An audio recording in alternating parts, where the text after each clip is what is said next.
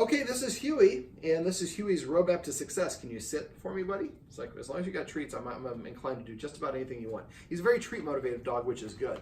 Now, Huey has bit a couple people. I think he thinks he's in charge. And I think there's a number of reasons for that. He really doesn't have any rules. And if a dog doesn't have any rules, they can easily think of you as a peer. Dogs need to see us acting like a leader. If we don't have any rules, we're not enforcing the rules, so we don't act like a leader to a dog.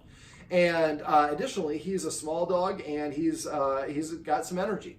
And the Guardians do a good job of helping him play fetch a little bit in here. But I went through some creative ways of exercising him. And when he gets really destructive or really rambunctious, I want you to interpret that as his way of saying, I need some extra exercise. Use the laser, go up and down the stairs like we talked about, play fetch. There's something else you can do called scent games, S-C-E-N-T. And so using the nose can be very physically draining for them. Now, another contributing factor to this is, if you can notice, while he's in this position without being too inappropriate, he's got a big willy. And he also has something else with his willy. And typically, dogs that have a smaller willy are dogs that get neutered earlier. Now, he still has his huevos. And my very first dog, Nesta, was such a well-behaved dog. He never humped. He didn't have any aggression problems, so I didn't ever get him neutered until he turned about 10. And he started developing some issues with his prostate. And so I ended up getting him neutered at 10. He was never the same dog because it just, it messes, there's so much, come on, buddy. Come on. No, he wants the treat. I want the treat down here. But my game, my rules. If you want this treat, you got to come on my lap. If not, I'm only going to ask you once, maybe twice. After that, you just don't get the treat. I'm not going to respond to this. I'm just not going to give it to him. So anyways, I recommended that the Guardians neuter him. If you're not gonna breed your dog and it has those huevos, it's gonna make them frustrated because they don't get to use them. It also gives him a mindset of, I need to be protective or possessive of whoever I consider to be my mate. So I think in this house, it's one of the Guardians he considers to be his mate. And then if the other Guardian comes and kisses his partner, well, the dog gets jealous and upset about that. It can also, like I said, for my dog, because I waited until too long before I did it, it messed with his system. It was just too big of a change to his system. It didn't kill him, but he just wasn't the same. He doesn't have the same verve. Dogs that get done in this age or younger, it's just no big deal. It takes them out of the one-track mind. Now they're able to focus on us because I can't procreate, so I'm no longer thinking about that. It also makes them less possessive or protective. It can make them aggressive. So neutering him and also keep him, will turn down his energy level. It'll lower his intensity of his possessiveness. It'll help in terms of he's already got all the development he needs. So his hormones aren't going to help him with that. With the puppy, it does help. Also, it's just one of those things where it can help him be more inclined to be accommodating to you guys. Now, the biggest mistake I've seen people who do this with us is they actually make prosthetic testicles. And it is the dumbest thing that you could possibly do because the other dogs that meet your dog will think your dog has its huevos, so they're going to act more aggressive. Dogs will act more aggressive to a dog that they see have it because those dogs are typically more aggressive as well. Case in point. And so as a result of that, come on, buddy, you can come up here and you can get it. As a result of that, if you get the fake huevos in there, the dog doesn't have the benefits of that extra hormone to make them kind of more on edge, but the other dog treats them like that. So it really is a bad situation. So I would strongly recommend it because I think in his case, it's going to settle him down. He'll live longer. He'll be more at peace. He'll be more accommodating. He'll be wanting to listen to you. So there's going to be a lot of health benefits. And if you wait and he has a health issue and you try to do it later on, it might really mess with his system like it did for my dog. And like I said, he's a cute guy. I'd like to have him around as long as possible. Dogs that have their huevos, they're burning their candles brighter, and so their lifespan is not as quick or not as long. So it'll help him live longer and help him live more peacefully. Yes, we're talking about getting you adjusted. Now, when you do it, look for a vet that uses a laser. It makes it a bloodless surgery. It heals faster. And so my dog was playing around later that day. Usually some vets will want you to wait a couple of days before they get a lot more exercise. Sit. So again, I say it once. If he doesn't do it, then he doesn't get the reward. I don't care. I got the treat here. I got the motivator. But as soon as he SITs, I'm going to pop this in his mouth. Now, normally I wouldn't do that, but I'll do it for demonstration for the purposes of the video. But for dogs, you have 3 seconds to correct or reward them. And they learn through repetition, consistency, and good timing. So if he sits and I wait till 4 seconds before I pet him, he's not going to make the connection of what it is. So every time I talked about petting with a purpose in the video above, I'm not going to talk about this, but I need to talk about passive training. Passive training is kind of the opposite of petting with a purpose. Really, it's the end of petting with a purpose. After a while, passive training is basically waiting for the dog to voluntarily offer you a behavior without any influence. Right now I'm influencing because I have this treat here. But if I wait and the dog just comes up to me and I don't have any treats, I didn't ask him, I didn't give him any enticement, I didn't look at him, he just walks up to me and I pet him and say, come. Well, I just rewarded the action of coming to me, gets a reward, and I marked it with one command word, come. Well, if every time he comes to me, I pet him and say, come, well, then later on when he's outside and I say, come, well, every time I come to David, he comes to me, he hooks me up with a treat or a reward. So yeah, I'm going to go ahead and be happy to come because I'm motivated to want to do that. I would suggest naming all of your toys, giving them all of them an individual name. Come with a list because you have a lot of toys here, which is awesome. Most of my clients don't have enough toys for their dogs. And then name each dog, each toy, dragon, ghost, greenie, bullwinkle, whatever these names are.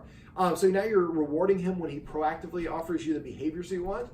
Come, or you can call that lap if you do want him to do it. But jumping up on our lap without permission, lap. Is not ideal. Now, anytime you give a treat, they should hear the command word immediately after the treat goes into their mouth. So if I invite him on my lap, he gets on my lap, and I pet him, I would say the word lap. I actually use the same thing for passive training for when I teach my dogs to eat food. Each one of my dogs has its own own command word. I actually am changing one of them. So I say grub, chow, feast. I used to say eat, but I'm changing the eat to lasagna because it's funnier. And so when the dog takes his first, my dog Max takes his first bite of food, I say the word lasagna. Well, when he hears the word lasagna, there's food in his mouth. When the other three dogs go ahead, hear the word lasagna, they don't know, it doesn't have the same context to them. And so that creates a command word. So every time he brings you a toy, name that specific toy and pet him. Every time he sits or offers you the behavior you want, pet him for doing those things. Now, we also talked a little bit about not the opposition reflex, forcing him, grabbing him, taking things away from him forcefully. All those things contribute to the dog thinking that he needs to do things, it's on the same level of us. So if I want him to drop things, instead of taking things from him, I'm just going to hold the treat in front of his mouth, and as soon as he drops it, I'm going to pop the treat in his mouth and say the word drop. As soon as he does the thing that I want, I'm going to reward him within that 3-second window to motivate him to want to do that. So one of the things I'd like to see the guardians do that also will help is for dogs, the more skills and commands that they know, the more confident they have. Most of the dogs that are most reactive or aggressive are dogs that are insecure. Now, he's a mama's boy, and his mom just actually got up and left the room, and I'm kind of surprised, but it's probably because I have the treat here. But so I'd like the guardians to take turns of teaching him new tricks or commands. Each week, I'd like one guardian to take over and teach him, okay, we're going to teach you rollover. And all week long, after once we teach him, teach the other guardian what the trick and the command word is. And then all week long, you want your food, roll over. And then I'll put your food down. You want to go outside, roll over, and I'll take you outside, or whatever it is. By the end of the week, he'll be rolling over like there's no tomorrow. And every time he does that, then he gets what he wants afterwards. Then the next week, the other guardian takes over, and they teach him a different trick. And if you teach roll over one week, make sure you teach play dead the next week. So you say bang, and he rolls over and plays dead. Well, all week long, you practice it over and over and over again.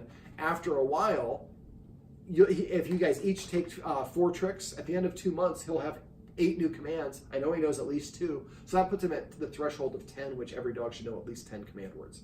Now, he did bite a guy that came over that was moving some stuff around.